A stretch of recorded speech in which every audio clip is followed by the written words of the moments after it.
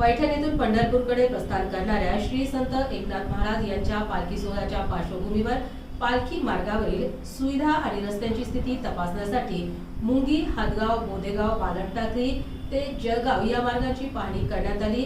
या पाहणी दौऱ्यात जिल्हा परिषद उपमुख्य कार्यकारी अधिकारी राहुल शेळके तसेच शेवगावच्या कर्तव्यदक्ष गटविकास अधिकारी सोनल शहा यांनी प्रत्यक्ष रस्त्याची पाहणी करून संबंधित अधिकाऱ्यांना आवश्यक त्या सूचना दिल्या।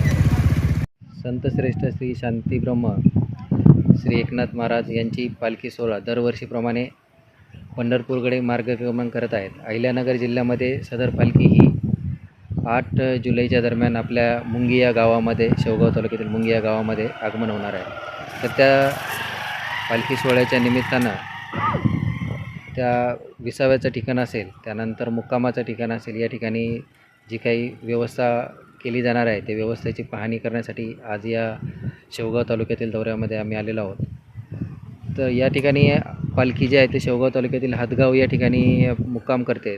हादगाव या गावामध्ये वॉटरप्रूफ मंडप असेल, त्यानंतर पिण्याच्या पाण्याची, स्नानगृह असेल, शौचालयाची व्यवस्था, सर्व व्यवस्था मुक्कामाच्या ठिकाणी करण्यात येणार आहे, जेणेकरून दिंडीसोबत जे चालणारे जे वारकरी आहेत यांची कुठलीही गैरसोय होणार नाही, या दृष्टीने नियोजन करण्याचं काम सुरू आहे। त्याचीच पाहणी आपण आज या दौऱ्यादरम्यान केलेली आहे।